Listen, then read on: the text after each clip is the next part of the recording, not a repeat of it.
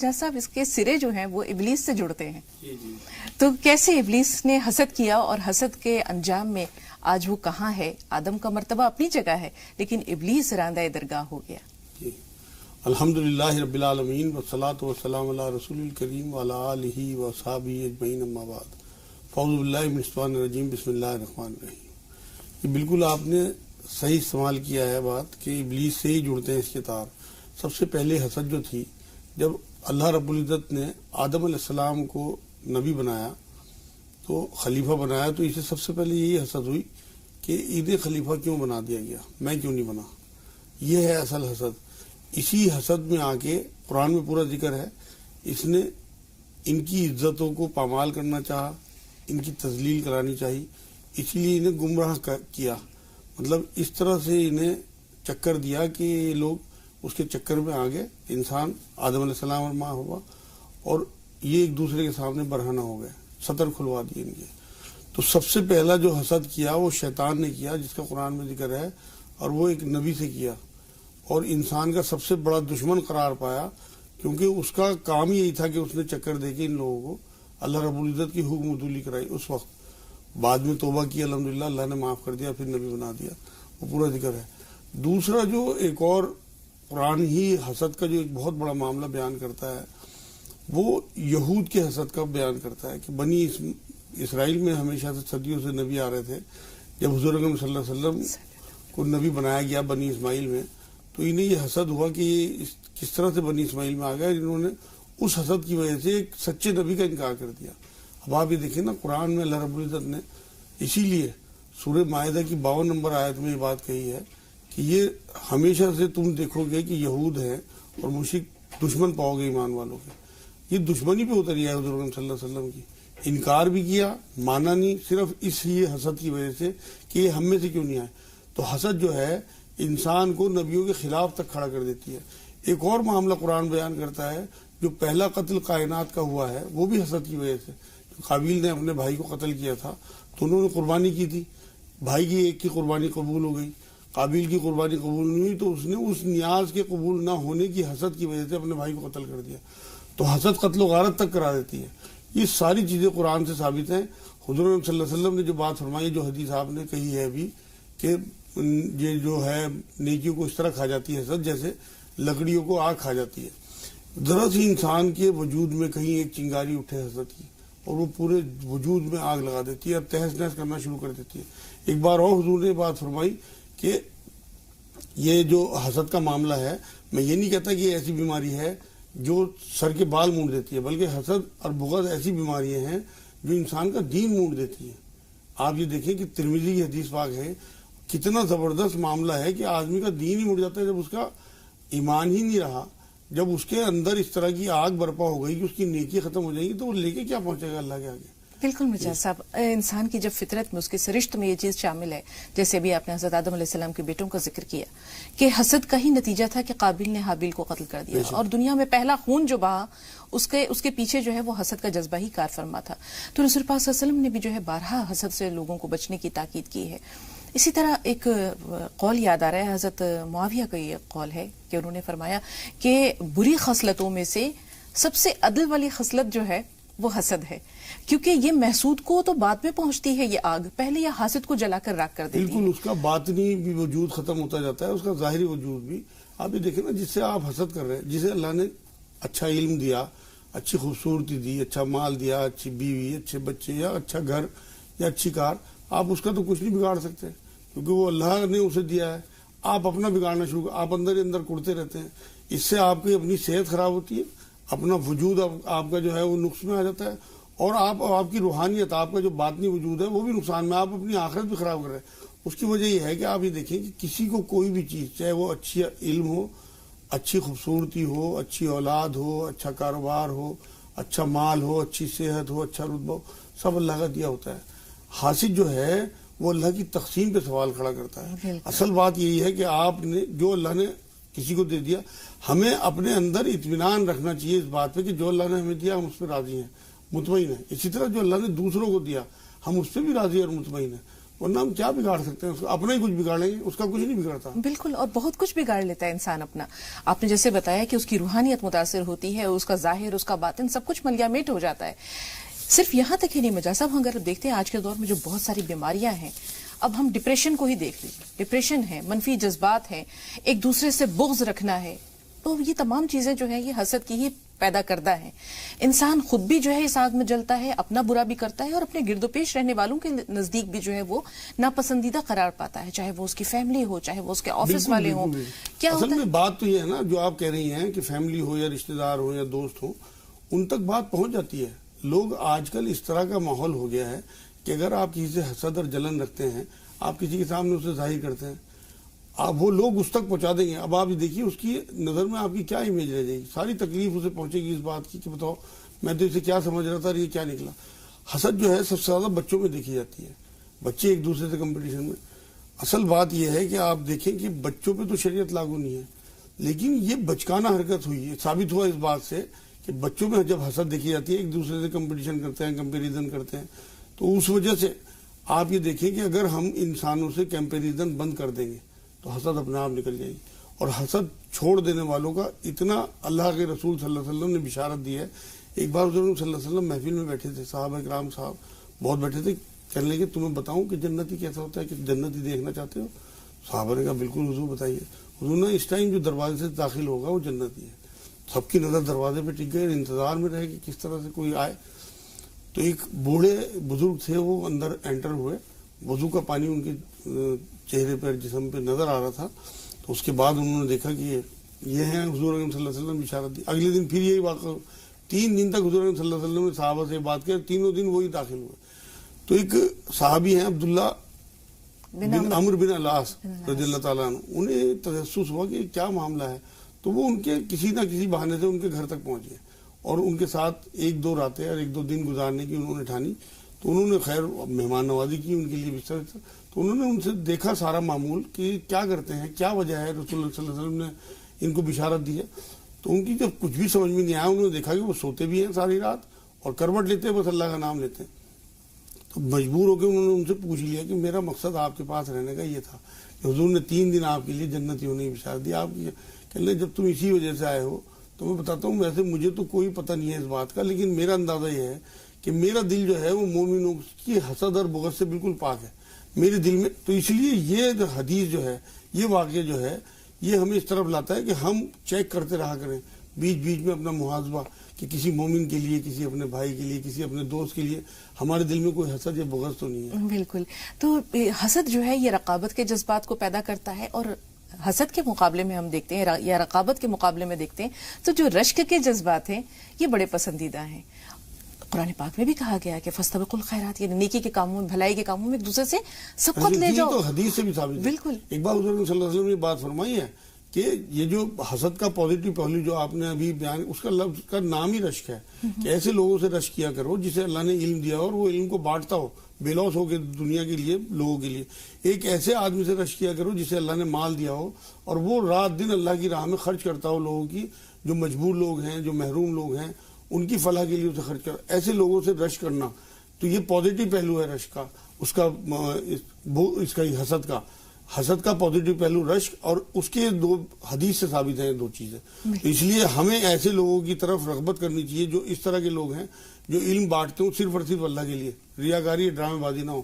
ایسے ہی مال بانٹتے ہوں صرف اور صرف اللہ کے لیے رات دن، تو اللہ سے اس ٹائم دعا بھی کریں اپنے لیے.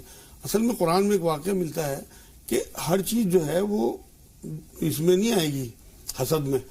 مریم علیہ السلام پہ جب اللہ رب العزت کی طرف سے نعمتیں اتر رہی ہیں، قرآن میں اس کا ذکر ہے. ذکر علیہ السلام وہاں ان کے دروازے پہ کھڑے ہو کے دیکھتے ہیں نعمتیں اترتی ہوئی تو فوراً دعا کرتے ہیں کہ اللہ کی نعمتیں یہاں اتر رہی ہیں، تو اپنے لیے بھی دعا کی ان نعمتوں کی.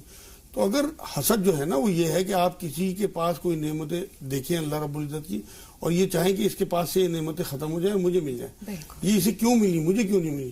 یہ جو آپ کے اندر اضطراب اور بے چینی، پریشانی پیدا کرتی ہے، یہ ہے اصل میں حسد. وہاں ذکر علیہ السلام اپنے لیے دعا کرتے ہیں. یہ مثبت پہلو ہے. نعمتیں دیکھیں کہ اللہ اس کی نعمتیں قائم رکھ، جس طرح اس پہ اتر رہی ہیں مجھے بھی عطا فرما. اور نیکی اور بھلائی میں ایک دوسرے سے سبقت لے جانے کی جب مثالیں ملتی ہیں تو ہم دیکھتے ہیں کہ حضرت ابوبکر اور حضرت عمر، ان دونوں کے درمیان ایک طرح کا یہ جو رشک کا پہلو تھا، کمپٹیشن تھا، مقابلے بازی تھی. خیبر میں بہت. اور حضرت عمر فاروق جو ہے اکثر کہتے تھے میں قحافہ کے بیٹے سے جو ہے وہ نہیں جیت سکتا. رسول پاک صلی اللہ علیہ وسلم مسجد نبوی میں تشریف فرما تھے فجر کی اذان نماز کے بعد. تو رسول پاک صلی اللہ علیہ وسلم نے پوچھا کہ آج کس نے روزہ رکھا ہے؟ حضرت عمر فاروق نے کہا رات کو میرا ارادہ تھا، رکھ لیتا تو بہتر تھا، کم از کم اس وقت تو اس بات میں جواب دے سکتا تھا. تو رسول پاک صلی اللہ علیہ وسلم نے فرمایا، خاموشی تھی چاروں طرف. رسول پاک صلی اللہ علیہ وسلم نے فرمایا کہ وہ شخص جو اس وجہ سے خاموش ہے کہ لوگوں کو پتہ نہ چلے وہ بتائے. تو حضرت ابو بکر فرماتے ہیں کہ میرا روزہ ہے. تو حضرت عمر فاروق جو ہے وہ انہیں گھور کر دیکھتے ہیں کہ یہاں بھی یہ پھر بازی لے گئے. اس کے بعد رسول پاک صلی اللہ علیہ وسلم دریافت کرتے ہیں کہ آج کس نے کسی بیمار کی عیادت کی ہے؟ تو حضرت عمر فاروق کہتے ہیں کہ یا رسول اللہ ابھی تو فجر ہوئی ہے، عیادت بھی کر لیں گے. رسول پاک صلی اللہ علیہ وسلم فرماتے ہیں کہ مہلن یا عمر، ٹھہرو، یہ بتاؤ. ہاں میں یہ دریافت کر رہا ہوں کہ آج صبح کس نے کسی بیمار کی عیادت کی ہے. خاموشی ہے. حضرت رسول پاک صلی اللہ علیہ وسلم حضرت محمد صلی اللہ علیہ وسلم حضرت ابو بکر سے دریافت کرتے ہیں کہ ابو بکر خاموش ہو. تو کہتے ہیں کہ رسول اللہ میرا دوست جو ہے 3 دن سے حضرت عبد الرحمن بن عوف بیمار ہیں. تو کل رات جب میں نے عشاء کے بعد ان کی خبر لی، پتہ لیا، تو پتہ چلا کہ وہ بیمار ہیں. تو میرا دوست جو ہے وہ عشاء کے بعد سو جاتا ہے، لیکن وہ تہجد کے وقت ضرور جاگ جاتا ہے، چاہے وہ کتنا ہی بیمار کیوں نہ ہو. تو میں صبح تہجد پڑھ کر ان کی عیادت کرتے ہوئے مسجد میں آیا ہوں. تو حضرت عمر فاروق کہتے ہیں یہاں بھی یہ بازی لے گئے، ان سے جیتنا بڑا مشکل ہے. اس کے بعد رسول پاک صلی اللہ علیہ وسلم فرماتے ہیں کہ آج صبح کسی نے کسی مسکین کو کوئی صدقہ و خیرات بھی کیا ہے؟ تو حضرت عمر کہتے ہیں رسول اللہ رات عشاء کے بعد میں نے کسی مسکین کو خیرات کیا ہے، کھانا دیا ہے. کہتے ہیں عمر میں آج کی بات کر رہا ہوں. تو رسول پاک صلی اللہ علیہ وسلم اس سے پہلے کہ کچھ فرماتے، حضرت عمر نے اپنی توجہ حضرت ابو بکر کی طرف کر لی. وہ جانتے تھے کہ اس کا جواب یہیں سے ملنے والا ہے. تو حضرت ابو بکر نے فرمایا کہ یا رسول اللہ جب صبح میں تہجد کے لیے اٹھا میرا پوتا بھی میرے ساتھ اٹھ گیا، اس نے میرے ساتھ 2 نفل ادا کیے اور اس کے بعد کہنے لگا دادا جی بھوک لگی ہے. میں نے اپنی بیوی سے کہا کہ بچے کی دادی سے کہ اپنے پوتے کو 2 روٹیاں تو پکا دو. انہوں نے 2 روٹیاں پکائیں. 1 روٹی اس بچے نے کھا لی، دوسری روٹی ہاتھ میں لے کر وہ میرے ساتھ دروازے کی طرف بڑھا. ایک فقیر کھڑا تھا جس نے کہا کہ میں نے کل سے کچھ نہیں کھایا ہے، کچھ کھلا دو. میں نے وہ روٹی اپنے پوتے کے ہاتھ سے لے کر اس فقیر کو دے دی. تو حضرت عمر فاروق نے جب یہ سنا تو ان کی پہلے تو وہ مسکرا رہے تھے، ان کی چیخ نکل گئی، ان کے آنسو بہنے لگے.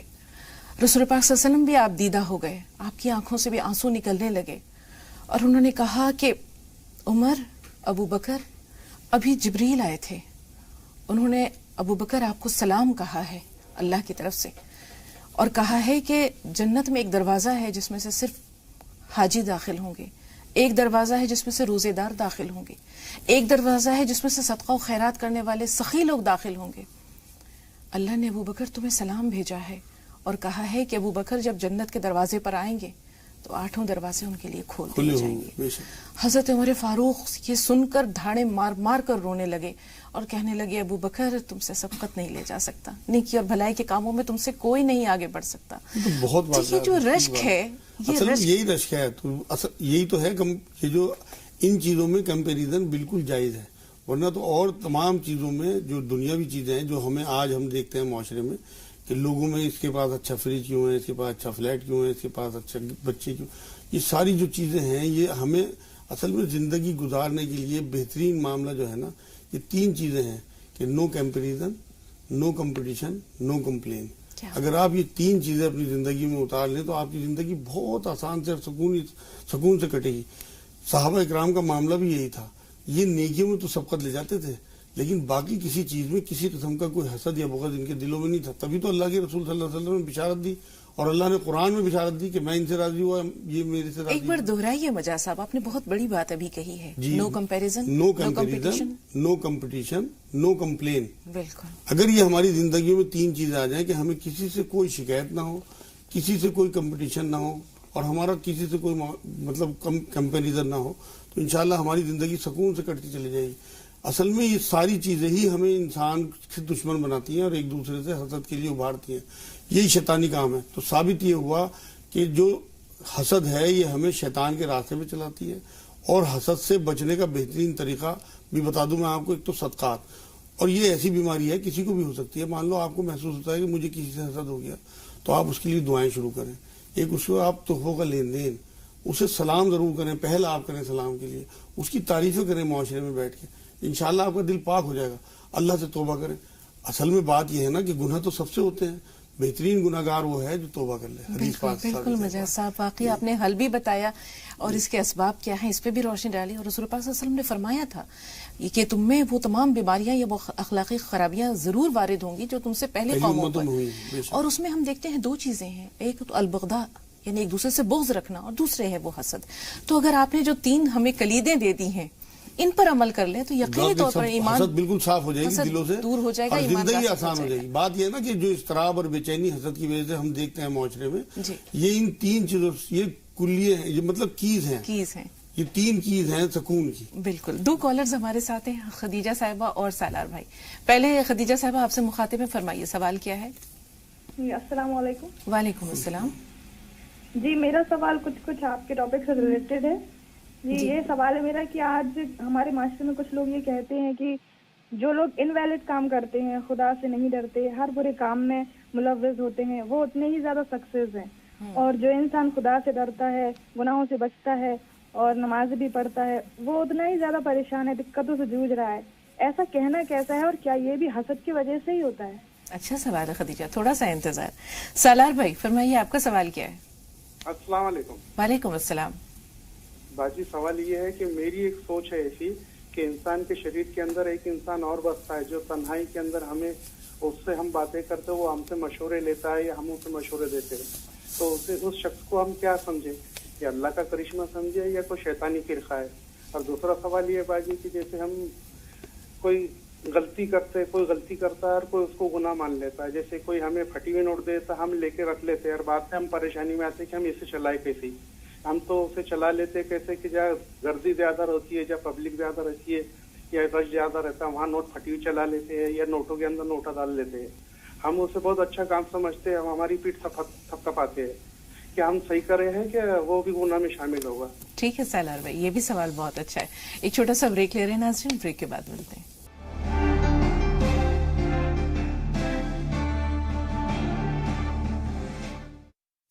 ناظرین وقفے کے بعد ایک بار پھر آپ سب کا خیر مقدم ہے. پہلا سوال خدیجہ صاحبہ کا ہے اور بہت اچھا سوال ہے. جیسے انہوں نے کہا کہ وہ لوگ جو برے کام کرتے ہیں، برے جذبات لوگوں کے لیے رکھتے ہیں، تو ان کی یہ برائیاں جو ہیں وہ دکھتی نہیں ہیں، بلکہ ایسا محسوس ہوتا ہے کہ بہت خوشحال ہیں اور اللہ تعالیٰ کا ان پر بہت فضل و کرم ہے. تو جو باقی لوگ ہیں، اچھے لوگ ہیں، وہ یہ جب چیزیں دیکھتے ہیں یا سوچتے ہیں ان کے بارے میں، تو ان کے دل میں کس طرح کے جذبات پنپتے ہیں، یا ان کی جو یہ ڈور ڈھیلی ہے تو یہ کب تک ہے، رسی کب تک دراز ہے؟ اصل میں اس میں یہ بہت بڑھیا سوال انہوں نے کیا ہے، اور یہ اس ٹائم اس کا جواب انشاءاللہ معاشرے کے کام آئے گا. قرآن میں ایک سورت ہے، سورہ فجر، 89 نمبر سورت ہے، اس کی 15 اور 16 نمبر آیت میں اللہ رب العزت نے یہ بات کہی ہے کہ جب میں آزمائش کے لیے اپنے بندوں کو کچھ نعمتیں دیتا ہوں تو وہ پھر اس میں مطلب اس ناشکری کرنے لگتے ہیں، اور کبھی ایسا ہوتا ہے کہ میں ان کو آزمانے کے لیے کوئی مصیبت میں ڈالتا ہوں. تب اس کا پورا مفہوم ہے آیتوں کا، 15 اور 16 نمبر آیت ہے سورہ فجر کی. اس سے یہ بات ثابت ہو گئی کہ آپ کو جو دنیا میں مال کی یا لوگوں میں رتبے کی یا طاقت کی فراوانی دکھتی ہے، یہ آزمائش کا حصہ ہے. دیکھیے آپ، قرآن میں اللہ نے ایک جگہ یہ بات فرمائی ہے کہ جب قارون کے خزانے اس کی کنجی جا رہی تھی تو کچھ لوگ دیکھ کے رش کرنے لگے، دیکھ کے کہ اسے کتنا مال ملا ہے، لیکن جب اس پہ عذاب آیا اللہ کا، اسے دھسا دیا گیا، تو وہی لوگ شکر کرنے لگے کہ اللہ کا شکر ہمیں مال نہیں ملا. یہ ہے اصل بات.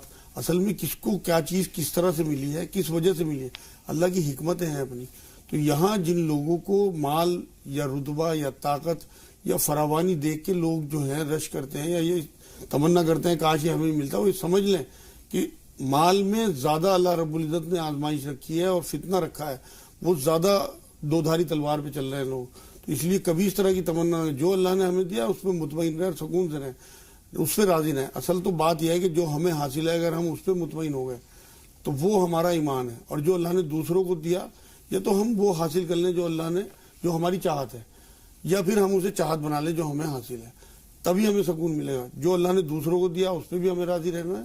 تو اس لیے اس طرح کی بے چینی اور پریشانیاں جو ہیں وہ نکل جائیں گی اگر آپ سورہ فجر کی 15 اور 16 نمبر آیت پڑھیں گے کہ یہ ساری چیزیں آزمائش ہے، چاہے وہ پریشانی ہو اور چاہے وہ سلام بھائی کے سوالوں کی جانب آتے ہیں. انسان کے اندر جیسے انہوں نے کہا کہ ایک ایسا محسوس ہوتا ہے جیسے ایک شخص اور ہے اس کے ساتھ، یہ تو حدیث ہے ہمزاد ہے۔ جی ہمزاد کے بارے میں حضور صلی اللہ علیہ وسلم نے کہا کہ ہر انسان کے ساتھ اللہ نے اس کا شیطان جوڑا پیدا کیا ہے۔ حضور صلی اللہ علیہ وسلم سے ایک صحابی نے جسارت کر کے پوچھ لیا حضور کیا آپ کے ساتھ بھی؟ کہ ہاں میرے ساتھ بھی، اور میں نے اسے مسلمان کر لیا۔ یہ جو جملہ حضور کا ہے، تو ہمیں سنت یہ ہے کہ ہم اپنے ہمزاد کو مسلمان کر لیں، مطلب اسے تابع کر لیں اللہ۔ اب جو وہ ہمیں چیزیں مثبت یا اللہ اس کے رسول کے تابع چیزیں ہمیں بتاتا رہتا ہے، ہمیں سمجھاتا رہتا ہے، انہیں ہم نے لینی ہے۔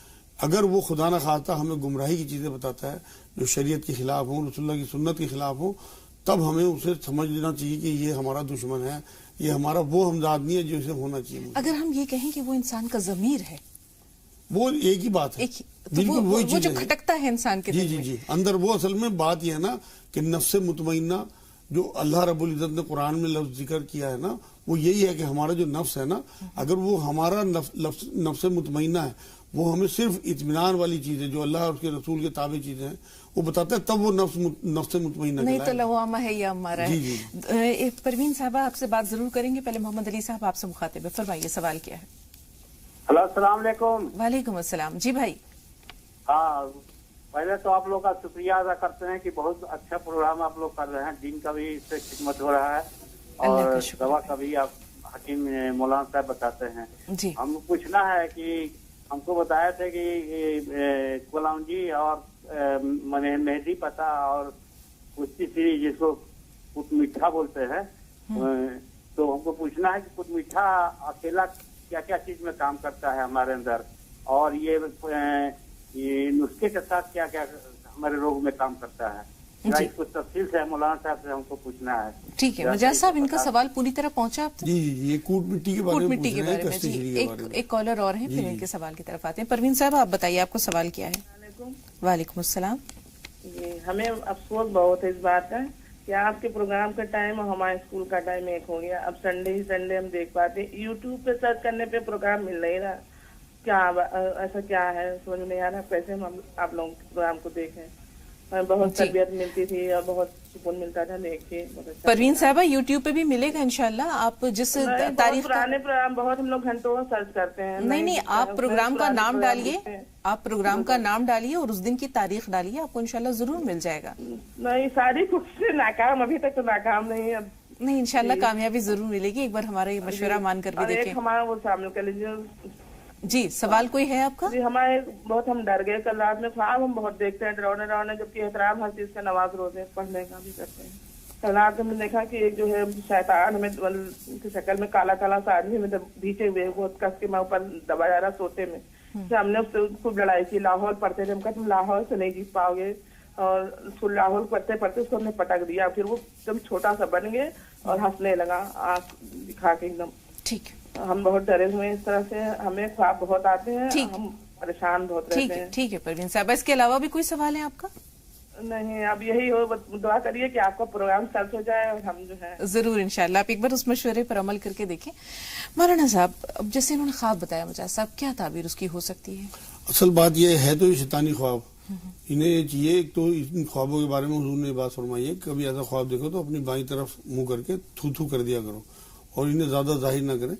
اب یہ عمل یہ کریں ان خوابوں سے بچنے کے لیے کہ ایک بار آیت الکرسی اور 7 بار سورہ اخلاص قل هو اللہ احد بسم اللہ کے ساتھ، اور 5 بار سورہ فلق قل اعوذ برب الفلق، اور 6 بار قل اعوذ برب الناس، یہ رات کو پڑھ کے اپنے ہاتھوں پہ پھونک مارے، پورے جسم پہ پھیل لیا اگر کوئی خواب انہیں نہیں آئے گا انشاءاللہ۔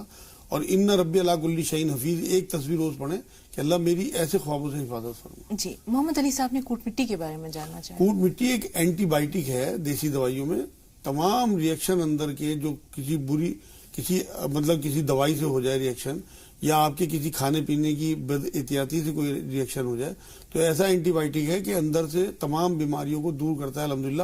اور سب سے بڑی جو اس کی بات ہے پازیٹیو، وہ حضور اکرم صلی اللہ علیہ وسلم کی بتائی ہوئی چیز ہے، یہ حدیثوں سے ثابت ہے بات کہ یہ گلے میں انفیکشن ہو جائے جیسے ٹونسل کہلاتے ہیں، ان میں شہد کے ساتھ چاٹی جائے، اگر کسی کو ویسے الرجی ہے تو 1 چٹکی 2 چٹکی کھانے کے بعد تینوں ٹائم لے لیا جائے، یا کسی کو جوڑوں میں درد ہے تو اسے کلونجی اور مہندی پتے کے ساتھ ملا کے برابر مقدار میں تب صفو بنا کے آدھا چمچ دن میں 3 بار لے لیں۔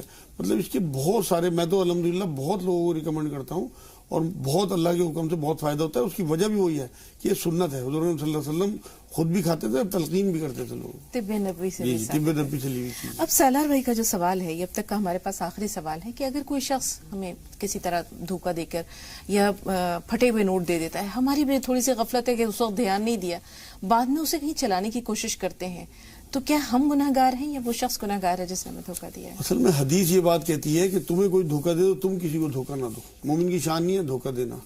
اگر آپ نے دھوکہ کھا لیا, آپ کو کسی نے پھٹا ہوا نوٹ دے دیا, تو آپ کو یہ چاہیے کہ اس کا جو بھی ڈیمیج کا تھوڑا بہت کٹتا ہے وہ کٹا کے باقی صاف نوٹ چلائیں, کسی کو دھوکہ نہ دیں.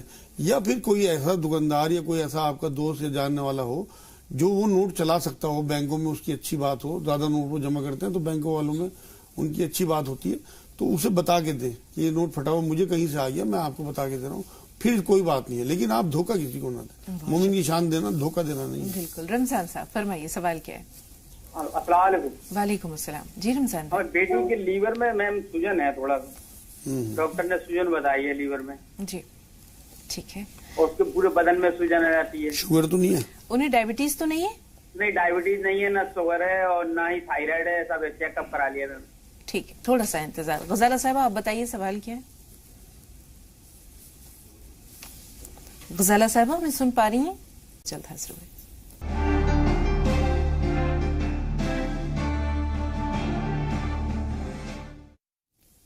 ناظرین وقفے کے بعد ایک بار پھر آپ سب کا استقبال ہے. اس دوران کے کچھ کالز ہمارے پاس آئیں. چھوٹا سا سوال جو ذہن میں آ رہا ہے, کوٹ مٹی کے بارے میں بھی آپ نے بتایا مجاز صاحب, یہ کیا کوئی جڑ ہے کسی پودے کی؟ جی یہ ایک لکڑی ٹائپ ہوتی ہے بہت, لیکن ہوتی بہت ملائم سی ہے. لوگ گھر میں ہی پیس سکتے ہیں اسے, ویسے بازار میں ہی پیسوا لیں چاہے, اور اپنے گھروں میں رکھیں. حضور صلی اللہ علیہ وسلم نے ایک بار یہ بات فرمائی تھی کوٹ مٹی کے بارے میں, جب گلے کسی کے آئے اور وہ ان کے پاس پہنچے, کہ جب تمہارے گھروں میں کوٹ مٹی موجود ہے تو تم اپنے آپ کو کیوں اذیتیں دیتے ہو. مقصد یہ ہے کہ وہ ہر چیز کے لیے شفا اللہ رب العزت نے اس طرح کے انفیکشن میں رکھی ہے اس میں, کہ اسے استعمال کریں تو لوگ انشاءاللہ تعالیٰ بہت شفا یاب. جی ایک کالر ہے ہمارے ساتھ, شاہینہ صاحبہ اگر آپ فون لائن پہ موجود ہیں تو سوال بتائیں. ہیلو جی بہن فرمائیے سوال کیا ہے؟ میرا سوال ہے, کیا کہتے ہیں میری بچی کے رشتوں کی نہیں بات کرنی ہے مجھے, بہت پریشان ہو, رشتے کہیں اور نہیں پا رہا. ٹھیک ہے, اللہ تعالیٰ انشاءاللہ آسانیاں پیدا کرے.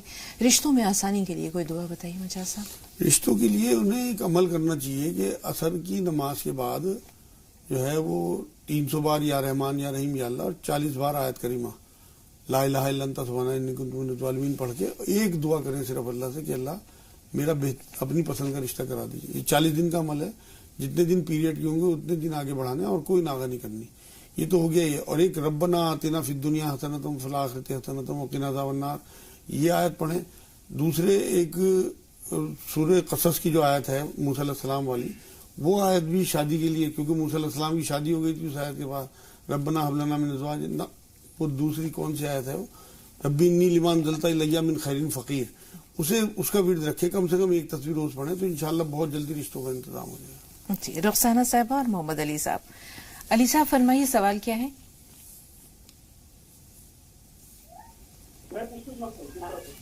رخسانہ صاحب اگر آپ ہمیں سن رہی ہیں تو اپنا سوال بتائیے.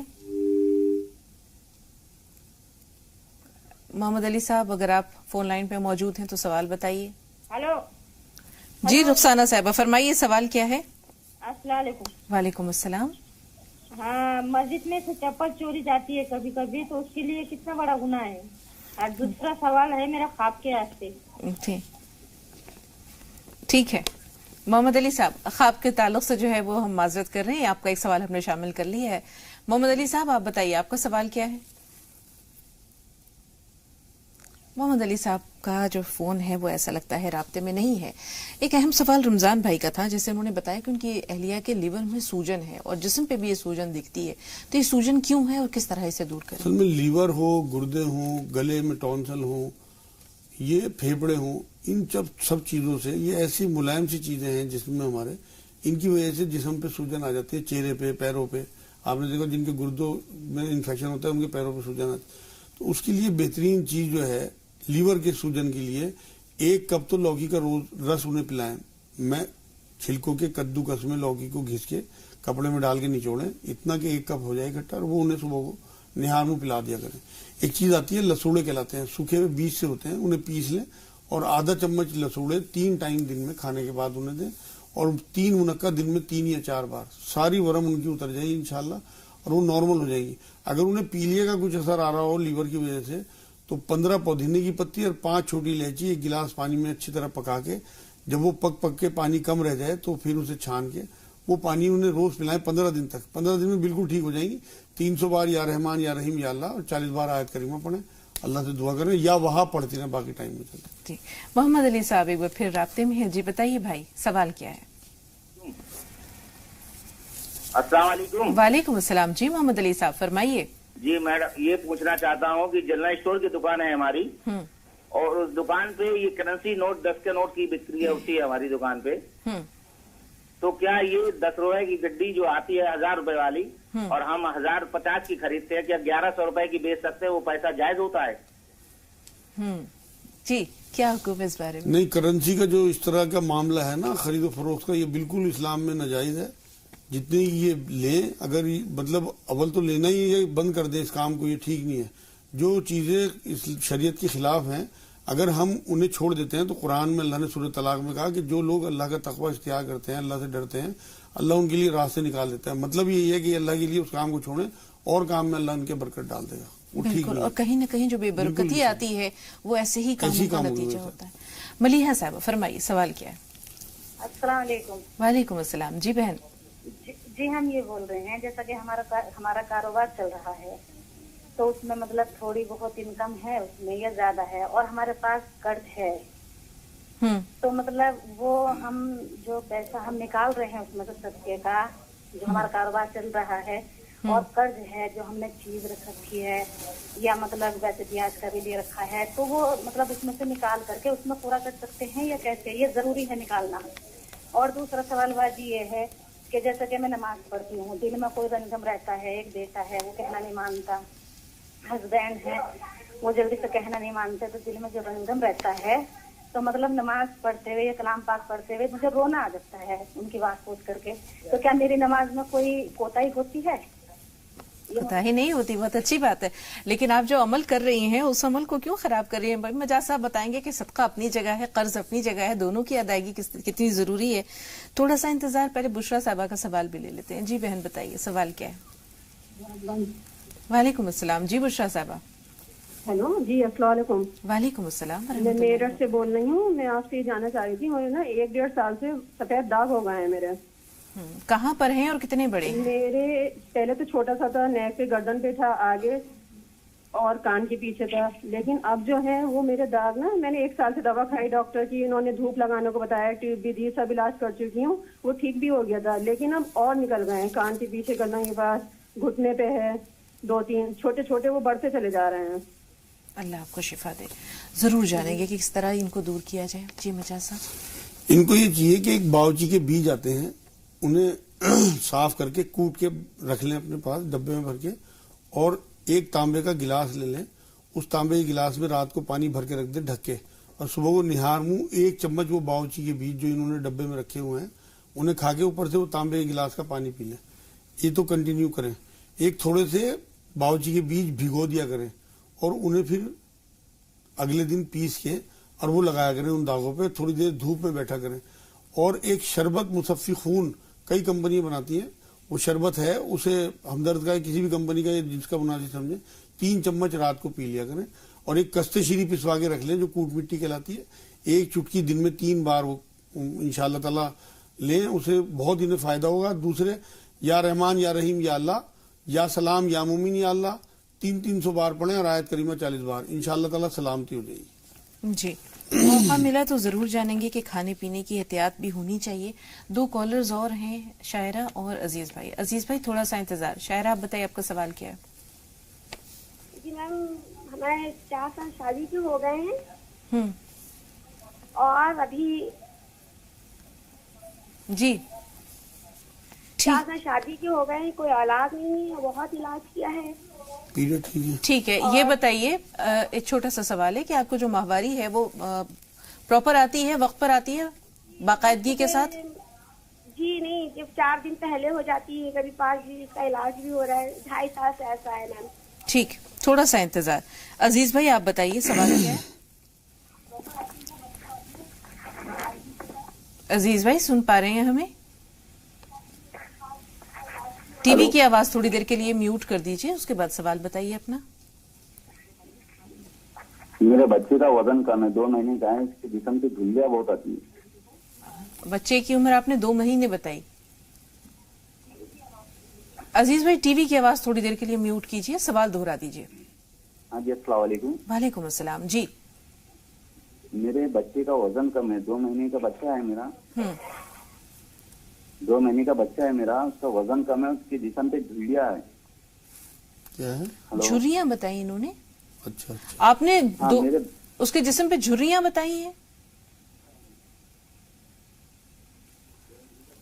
چونکہ آپ نے ٹی وی کا والیوم میوٹ نہیں کیا, رابطے میں جو پریشانیاں ہیں وہ آپ کے سامنے ہیں, یہ باقی ناظرین کے ساتھ بھی ہو سکتی ہیں, اسی لیے بار بار کہتے ہیں کہ جتنی دیر آپ سوال پیار کریں صرف اتنی دیر کے لیے ٹی وی کی آواز بند کر دیں, زیادہ بہتر رہے گا. ایک چھوٹا سا بریک لے رہے ہیں, بریک کے بعد ملتے ہیں.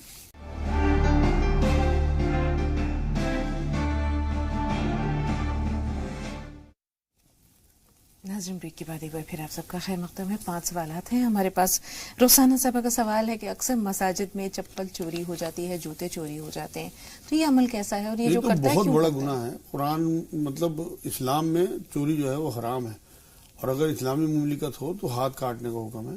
اس لیے اس میں تو پوچھنے کی کوئی بات نہیں ہے, تمام مشہور بات ہے کہ چپل چوری ہو, لیکن اس نیت سے مسجد میں آنا, اس ارادے سے آنا یا ایسا کام کر جانا, ہاں تو یہ تو حرام ہے. بڑا گناہ کا بہت بڑا گناہ, اور بڑا گناہ. ایک تو مسجد میں کر رہے ہیں, اور دوسرے آپ شریعت کے خلاف جو چیز اللہ اور اس کے رسول نے حرام قرار دے دی, یہ تو دونوں چیزیں اور زیادہ بڑا گناہ کرا دی. بالکل.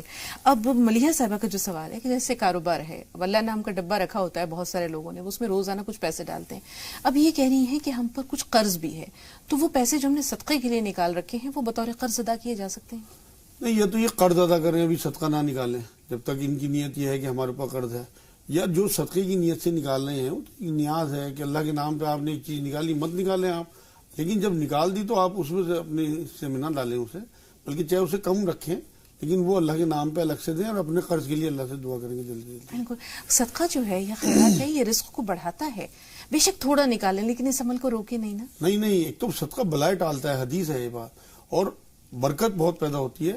حضور صلی اللہ علیہ وسلم نے قسم کھا کے یہ بات کہی ہے کہ صدقے سے کبھی مال نہیں گھٹتا, کہ میں اللہ کی قسم کھا کے کہتا ہوں یہ بات کہ صدقے سے مال نہیں گھٹتا. جس عمل پر رسول پاک صلی اللہ علیہ وسلم جو ہے وہ قسم کھا لے, بے شک تو پھر اس کے موتی ہے, انہیں تو دونوں ہاتھوں سے جھولی بھر کر جو ہے وہ جمع کرنا چاہیے. بچے کہاں نہیں مانتے, شوہر کہاں نہیں مانتے, یہ سوچ کر اگر بہن کو نماز میں رونا آ جائے تو یہ عمل کیسا؟ اصل میں نماز تو ویسے ایک میڈیٹیشن ہے, اللہ رب العزت سے ہی ساری توجہ اور سارا معاملہ سارا جوڑ ہونا چاہیے اس وقت. لیکن اگر کیونکہ ہم دنیا میں رہتے ہیں کوئی خیال آ بھی جائے تو اس میں کوئی حرج نہیں ہے, کوشش کریں زیادہ خیال نہ آئے. لیکن اگر آ جائے تو کوئی اتنا بڑا گناہ نہیں ہے. بس ویسے صحابہ کرام کو بھی آتے تھے نمازوں کے بیچ میں. 4 سال ہو گئے بہن کی شادی کو, جیسے وہ کہہ رہی ہیں کہ اولاد نہیں ہے, کچھ بے قاعدگی کا بھی ذکر کیا انہوں نے. ایک تو انہیں سب سے پہلے یہ کہ اپنے ہسبینڈ کی جانچ کرائیں, کئی بار مردوں میں بھی کمی ہوتی ہے تو اس وجہ سے بھی بچے نہیں ہو پاتے.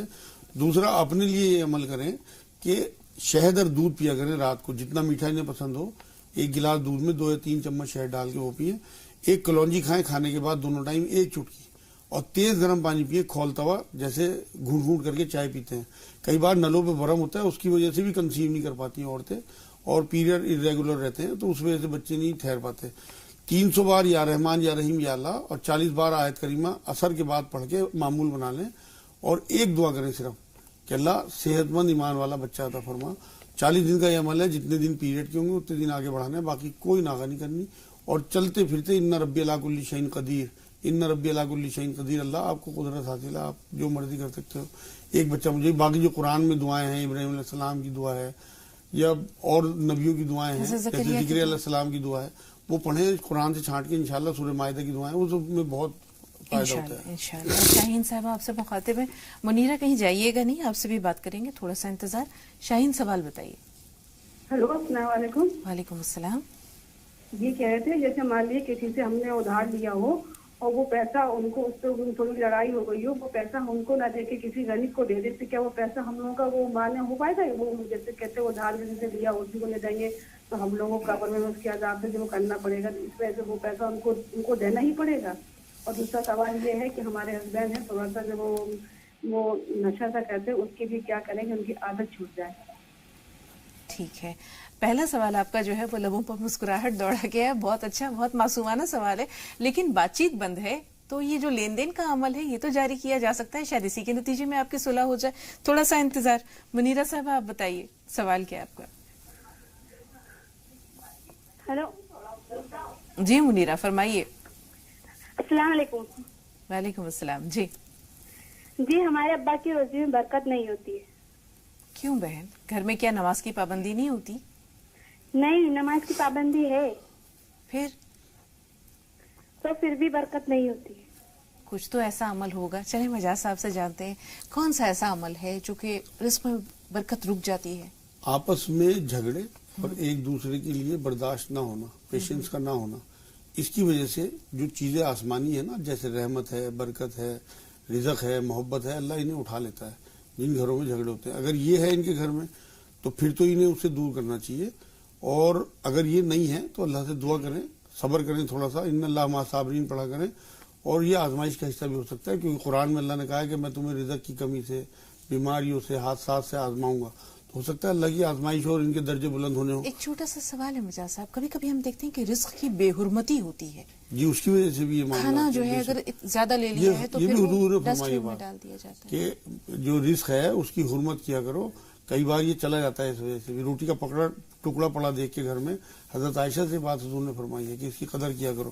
انہیں یہ چاہیے کہ ان کو اور ان کے والد کو نماز کی پابندی کے ساتھ ساتھ 300 بار یا ذوالجلال والاکرام اور 300 بار یا ولی یا والی یا نصیر اور 40 بار آیت کریمہ لا الہ الا انت سبحانک انی کنت من الظالمین پڑھیں. اور ایک دعا ہے جو حدیثوں میں آتی ہے، اللہم اکفنی بحلالک عن حرامک واغننی بفضلک عمن سواک. اسے 21 بار صبح شام پڑھیں، انشاءاللہ اللہ سے دعا کریں. جی نجمہ صاحبہ فرمائیے. ہلو جی نجمہ صاحبہ فرمائیے، سوال کیا ہے؟ میرا سوال یہ، السلام علیکم. وعلیکم السلام. میرا سوال یہ ہے آپا کہ میرے 4 لڑکیاں ہیں. ہاں ہاں سن رہے نا؟ ہاں بالکل سن رہی ہوں، بات جاری رکھیے. ہاں میرے 4 لڑکیاں ہیں. میرے شوہر کا انتقال ہو گیا، ابھی 1 سال ہو گیا. میرے پاس کچھ پیسے ہیں، 2.5 لاکھ روپے بینک میں رکھی ہوں. میری ایک لڑکی کی شادی باقی ابھی، تو اس کا جو بھی اگر پیسے مل رہے مجھے تو میں وہ لے سکتی ہوں کیا؟ مجھے گناہ ہوگا کہ اگر وہ پیسے میں نے خرچ کیے تو؟ اچھا سوال ہے آپ کا. اللہ تعالیٰ آپ کے تمام مسائل دور کرے، پریشانیوں کو آسان کرے، راستے آسان کرے. 2.5 لاکھ روپے بچی کی ایک شادی کے لیے انہوں نے رکھ رکھے ہیں.